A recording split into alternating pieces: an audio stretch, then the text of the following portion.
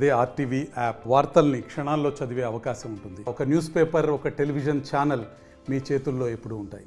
Congress party అనే స్కూల్లో YS Rajasekhara Reddy అనే ఉపాధ్యాయుడి వద్ద రాజకీయ ఓనామాలు చేసి నేర్చుకొని ఆయన దగ్గర నేర్చుకున్నట్టు రాజకీయాల పట్ల ఆసక్తికరలై ఈరోజు దివంగత నేత వైఎస్ రాజశేఖర రెడ్డి తనయుడైనటువంటి వైఎస్ జగన్మోహన్ రెడ్డి పెట్టినటువంటి వైసీపీ కాంగ్రెస్ పార్టీలో ఆదిండి ఉంటూ తనదైన శైలిలో రాజకీయాల్లో అంచెంచుగా ఎదుగుతూ ఈ రోజు వరకు ప్రజాక్షేత్రంలో గెలవలేకపోయినా పార్టీ అధిష్టానం దృష్టిలో మాత్రం ఒక నాయకుడిగా గుర్తింపు పొందినట్టు దువ్వాడ శ్రీనివాస్ ఈసారి టెక్కల్ నియోజకవర్గం నుండి రెండోసారి అసెంబ్లీ అభ్యర్థిగా పోటీ చేస్తున్నారు.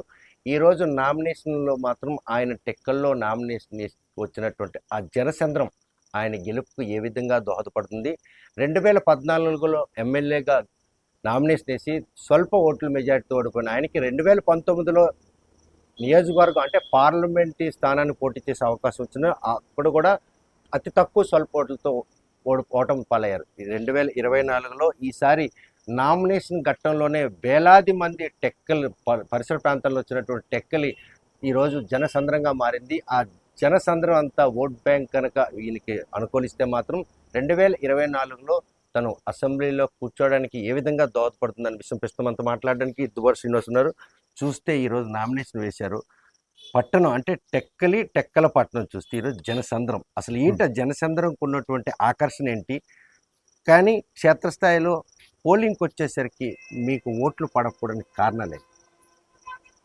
జనసంద్రం అన్నది మేమైతే నామినేషన్ వేస్తున్నామనేసి ఒక మెసేజ్ పెట్టాం క్యాడర్కి, ప్రజలకు కూడా. నేను ఒక వీడియో పెట్టాను.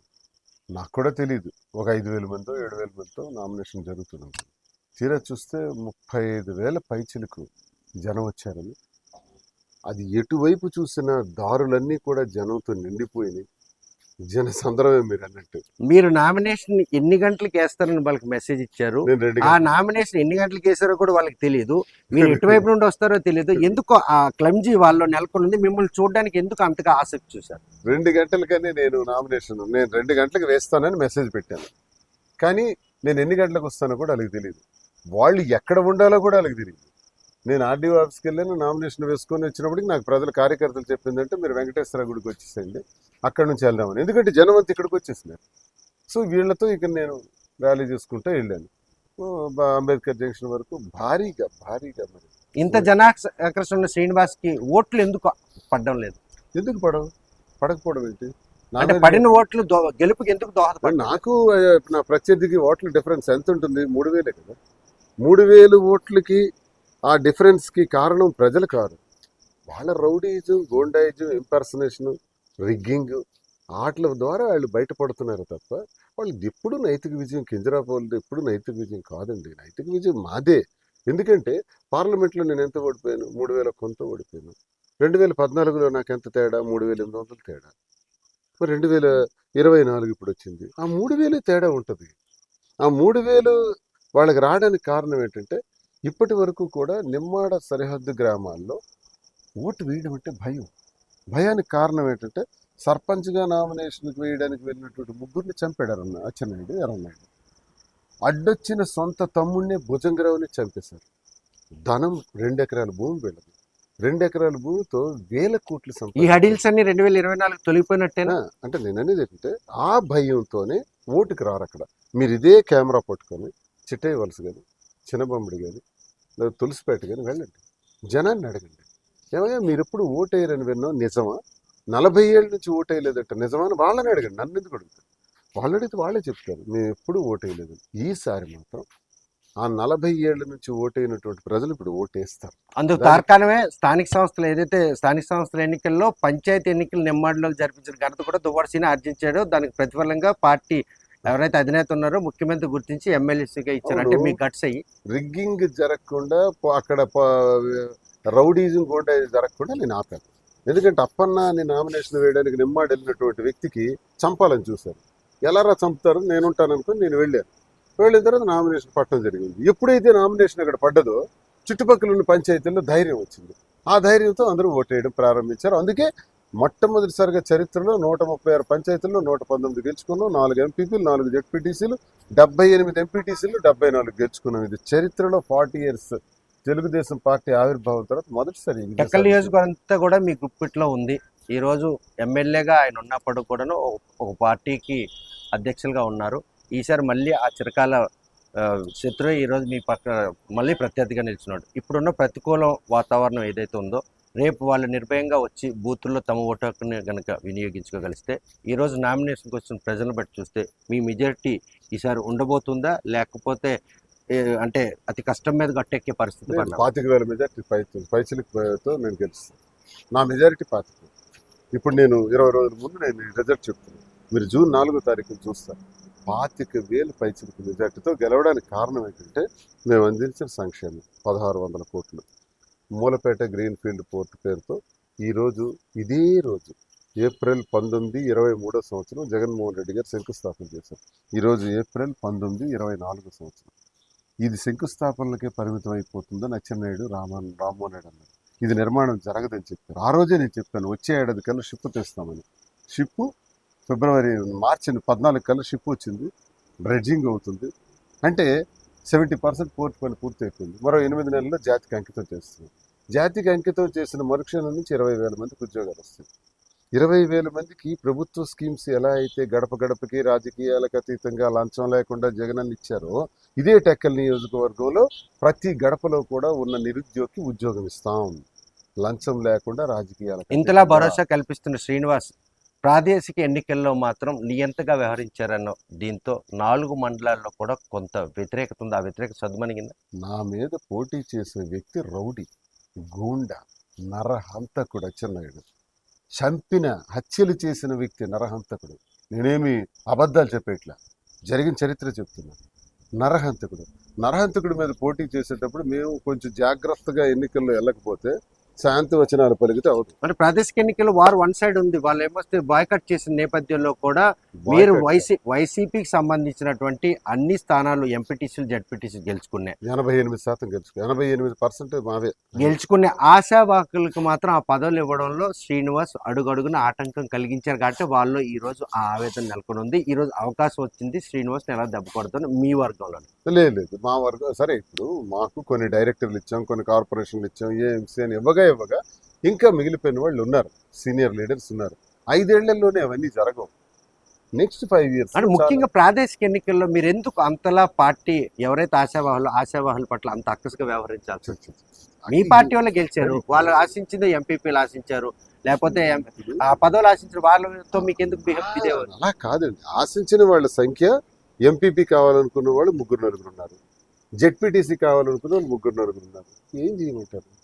క్యాస్ట్ ఈక్వేషన్స్, అక్కడ ఉన్నటువంటి పరిస్థితుల్లో ఎవరికి చేయాలి అన్న దాని మీద. ఇప్పుడు మల్లయ్య అన్నటువంటి వ్యక్తికి కోటబొమ్మల ఎంపీపీ చేస్తాను. నేను అనుకున్న వ్యక్తికి చేయలేదు. నేను ఏ వ్యక్తికి అయితే ఎంపీపీని చేస్తానని అన్నాను ఆ వ్యక్తికి చేయలే, మల్లయ్యకి చేశాను. అలాగే సంతబొమ్మలో కూడా ఒక మత్స్యకారుడికి చేశాను. బస్ టికెట్ అనుకున్నావా అని జెడ్పీటీసీ టికెట్ అడగడానికి వెళ్ళి మత్స్యకారుడికి అచ్చెన్నాయుడు అన్నాడు. బస్ టికెట్ అనుకున్నారా గడవటానికి? అదే మత్స్యకారుడికి ఎంపీపీని చేశాను.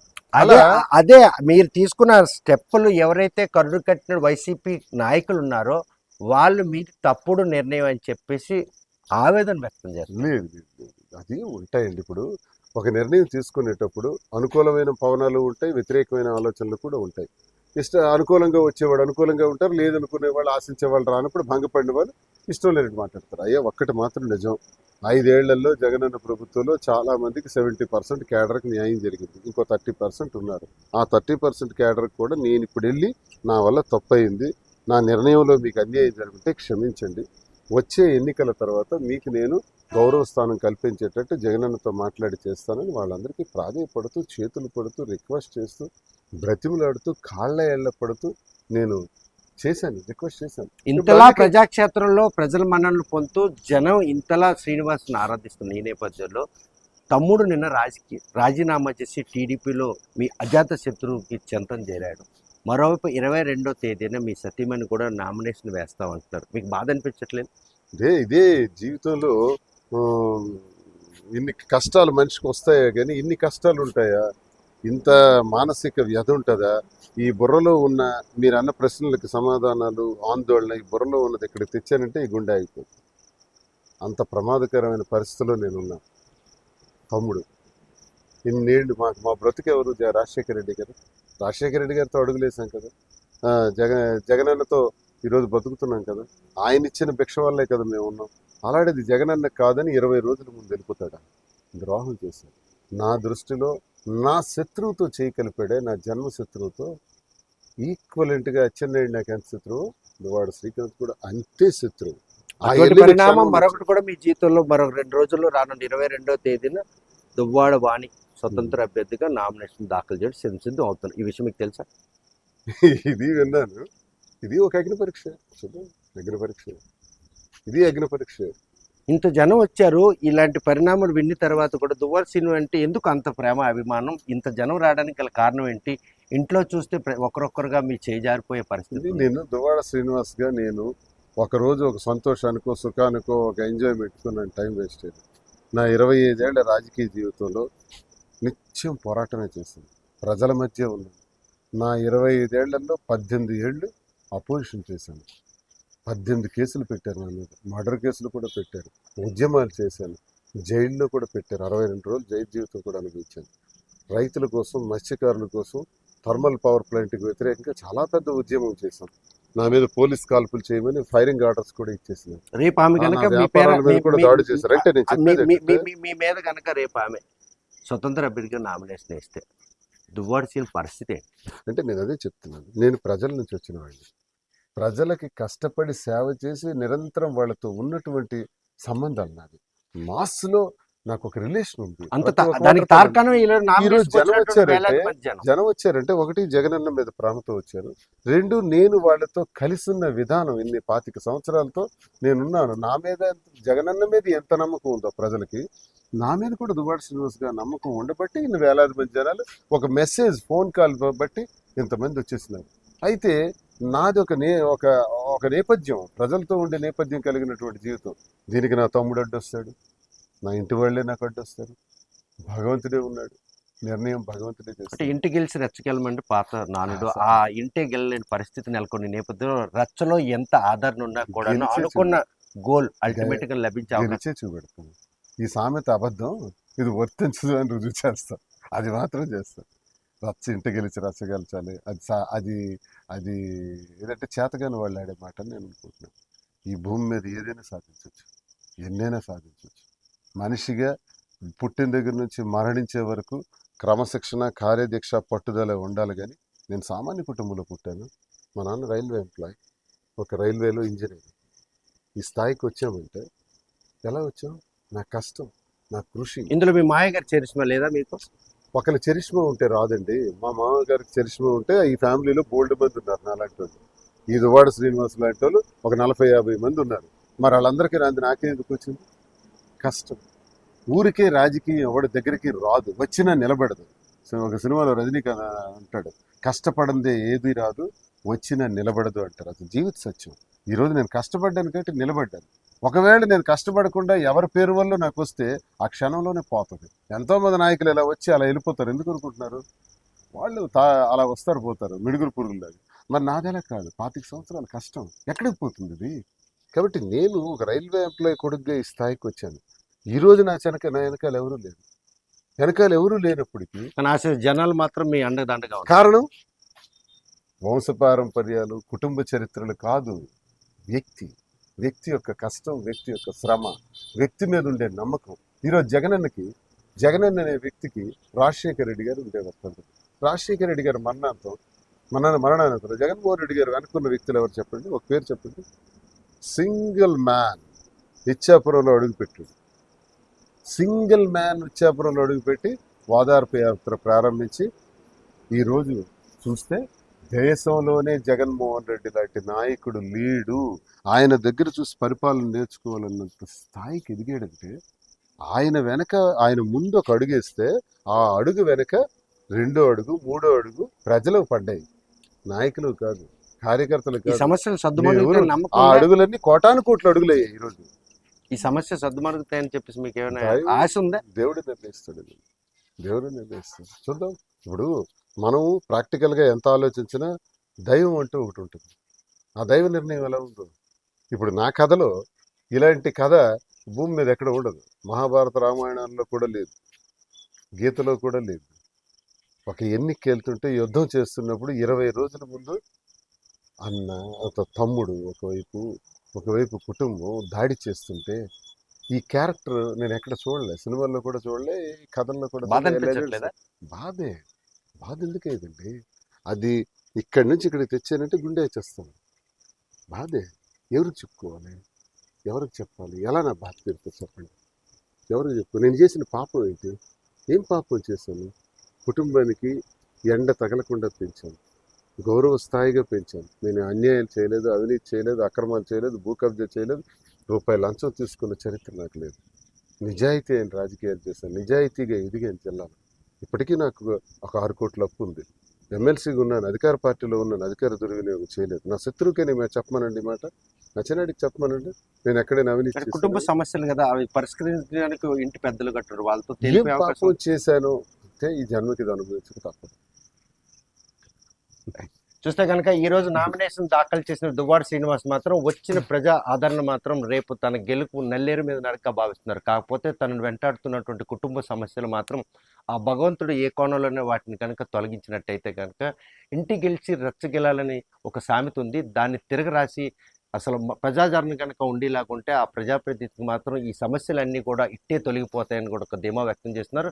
ఈ నేపథ్యంలో దివంగత నేత వైఎస్ రాజశేఖర రెడ్డికి అత్యంత సన్నిహితుడిగా తన తనయుడు వైఎస్ జగన్మోహన్ రెడ్డికి కూడాను తల్లో నాలుగులో ఉన్న దువ్వాడ శ్రీనివాస్ 2024 ఎన్నికలు కలిసి రావాలని ఆశిద్దాం. మరోవైపు చూస్తే ఈరోజు నామినేషన్ దాఖలు చేసిన ఆయన నామినేషన్ పండక్క మాత్రం టెక్కలి పట్నం అంతా కూడా జనసంద్రమైంది.